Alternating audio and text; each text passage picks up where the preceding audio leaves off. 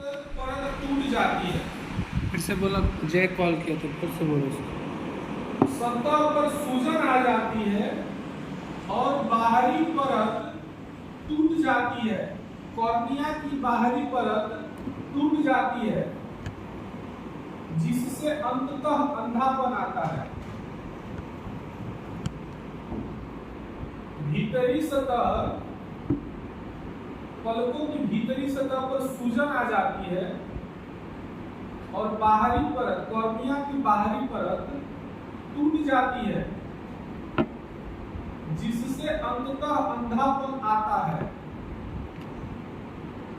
ठीक है। लक्षण से लिखने, लक्षण लिख लो। आंख में जलन और आंसू, आंख में जलन और आंसू, प्रकाश के प्रति संवेदनशीलता,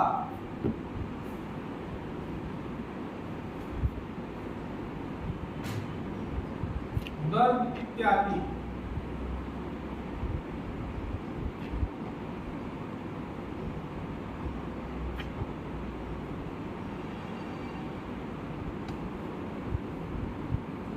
ठीक है। इसकी 4 अवस्थाएं होती हैं, अलग करके हो। इसकी 4 अवस्थाएं होती हैं।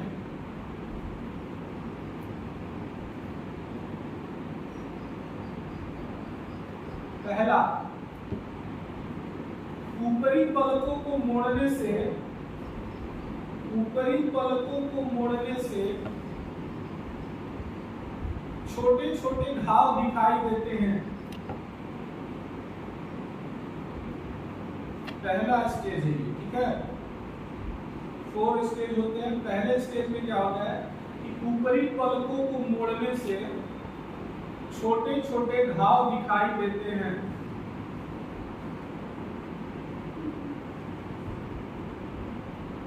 द्वितीय अवस्था, द्वितीय अवस्था में यह घाव बड़े हो जाते हैं।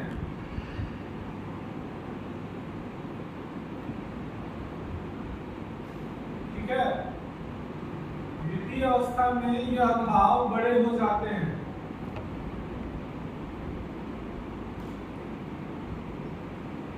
तृतीय अवस्था,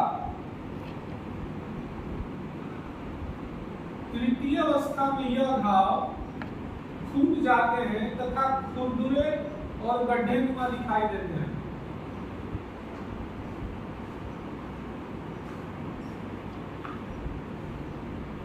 टूट जाते हैं, खुरदुरे तथा गड्ढेनुमा दिखाई देते हैं।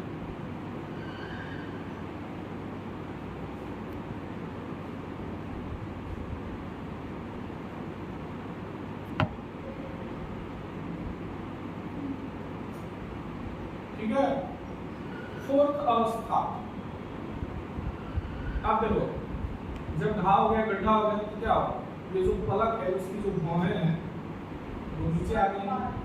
तो 4th अवस्था में क्या होता है कि भौहें कॉर्निया से रगड़ने लगती हैं, भौहें कॉर्निया से रगड़ने लगती हैं तथा इस प्रकार कॉर्निया अपनी पारदर्शिता खो देती है, तथा इस प्रकार कॉर्निया अपनी पारदर्शिता खो देती है।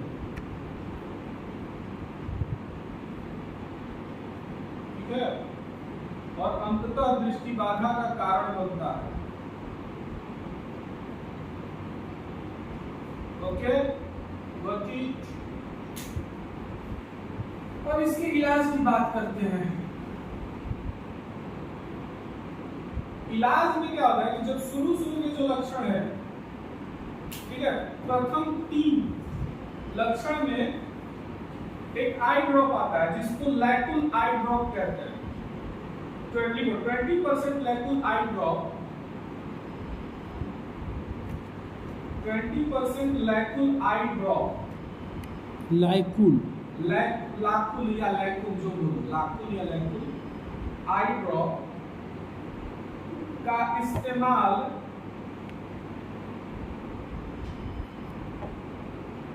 और टेट्रासाइक्लिन मलहम, टेट्रासाइक्लिन मलहम प्रभावी हो सकता है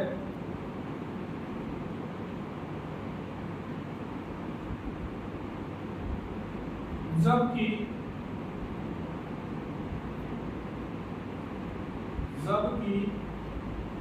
फोर्थ स्टेज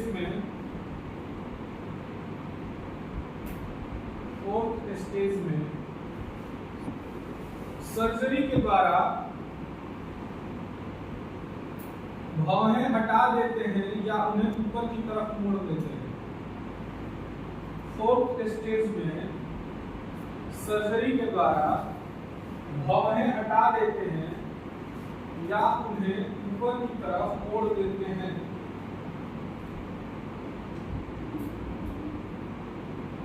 हटा देते हैं या ऊपर की तरफ मोड़ देते हैं।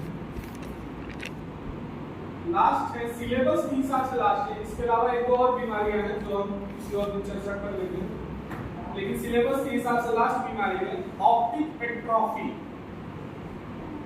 बहुत छोटे में इसको समझाया गया है ऑप्टिक एट्रोफी। फटाक से लिख लो 2 मिनट में। Optic atrophy, optic atrophy. यह समस्या तब उत्पन्न होती है, यह समस्या तब उत्पन्न होती है जब ऑप्टिक नर्व्स सूख जाती हैं।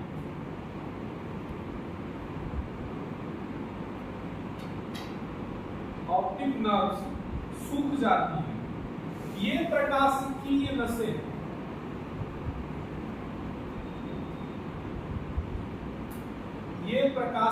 नसें जो आंखों से संदेश लेकर मस्तिष्क तक, ये प्रकाशिकीय नसें जो आंखों से संदेश लेकर मस्तिष्क तक पहुंचाती हैं, ठीक से कार्य न कर पाती हैं, ठीक से कार्य नहीं कर पाती हैं, तो बीमारी की परिस्थिति बनती है, तो बीमारी की परिस्थिति बनती है। ठीक है।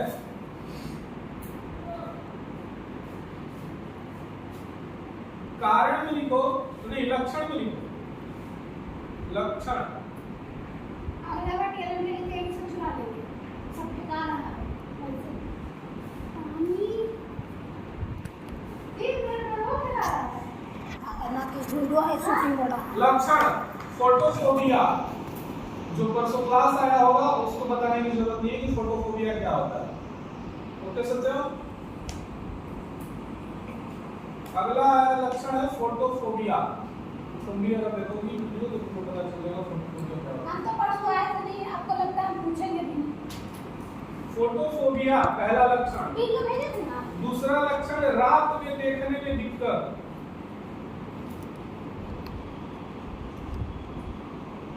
रात में देखने में दिक्कत।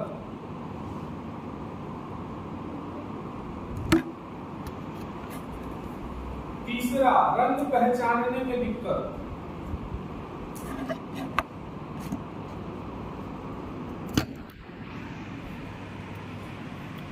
कारण लिखो, बस 2 लाइन रहते हैं, कारण और उपचार। एक लाइन में कारण लिख लो। कोई चोट, अनुवांशिकता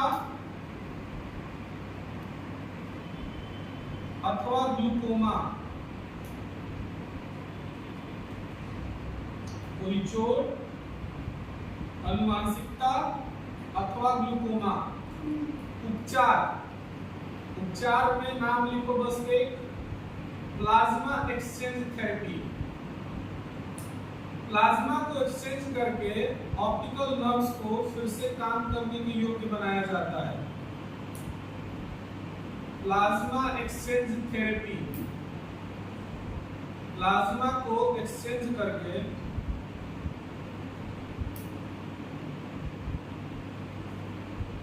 ऑप्टिक नर्व्स को वापस काम करने योग्य बनाया जाता है।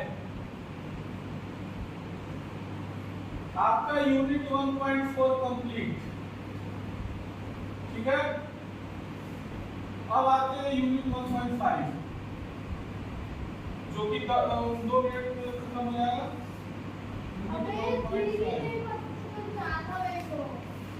यूनिट 1.5 पहला यूनिट का लास्ट यूनिट है, यूनिट 1.5। ठीक है, क्या है? प्रिवेंशन।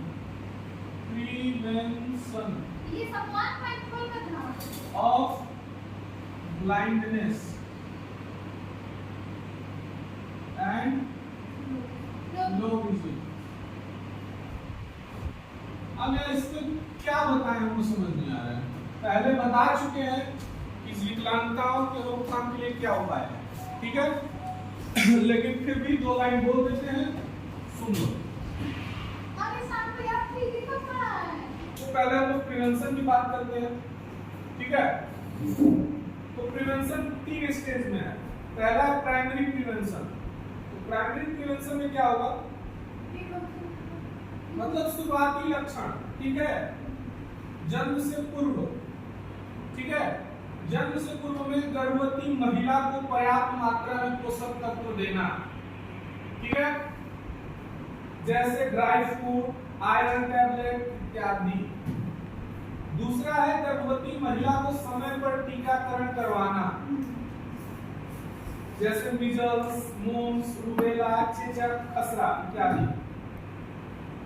तीसरा है घनिष्ठ संबंध में विवाह न करना, रक्त संबंध में। हाँ, रक्त संबंध में विवाह न करना। चौथा है गर्भवती महिला को नशीले पदार्थों के सेवन न करना। ये सब बता चुके हैं, फिर भी बता रहे हैं। अत्यधिक दवा का सेवन न करना, गंभीर बीमारी को रोकना। गंभीर बीमारी मतलब हमेशा चेकअप के लिए जाना गर्भावस्था के दौरान। विटामिन ए की खुराक देते रहना। ठीक है, दुर्घटना से बचाव, मतलब कोई एक्सीडेंट हो इसका ध्यान रखो। दूसरा है सेकेंडरी प्रिवेंशन, जन्म के समय प्रिवेंशन।